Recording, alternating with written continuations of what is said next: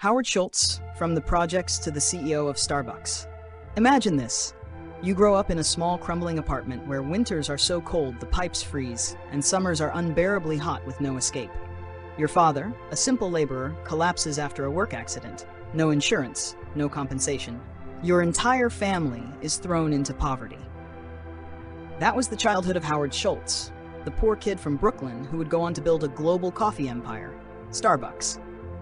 Howard was born in 1953 into a struggling immigrant family. They lived packed together in public housing for low-income families in Brooklyn. When Howard was just 7 years old, his father broke his leg on the job.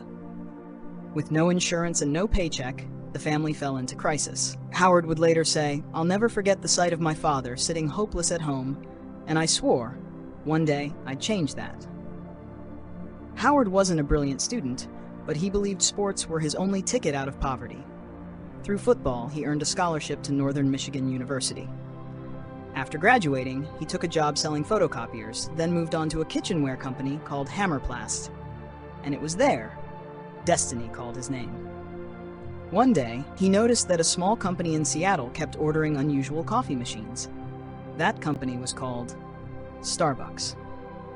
In 1981, Howard flew to Seattle to see Starbucks for himself. At that time, Starbucks was just a small shop selling roasted coffee beans and equipment, not the glamorous coffee chain we know today. But Howard saw something different. He imagined Starbucks not just as a store, but as a place of connection, a third place between home and work. He begged for a job at Starbucks.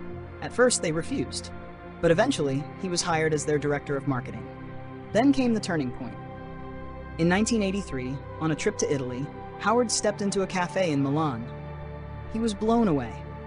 Coffee there wasn't just a drink, it was a ritual, a lifestyle, a community.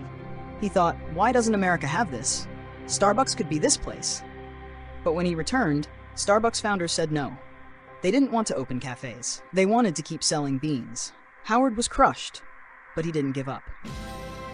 In 1985, he left Starbucks and started his own cafe chain called Il Giornale, built around the Italian coffeehouse concept. It was a success, and then came his golden opportunity.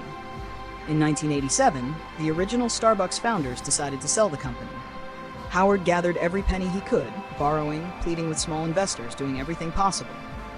Finally, he bought Starbucks for $3.8 million.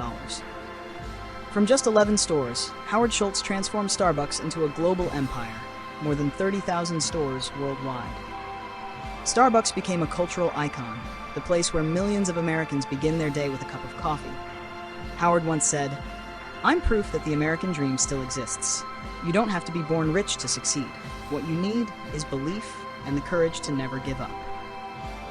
His story is more than just a journey from poverty to billionaire.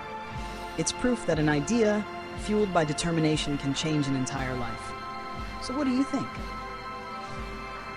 If Howard, a poor kid from the projects, could create Starbucks, then maybe you, with your own dream, could be the one to write the next great story.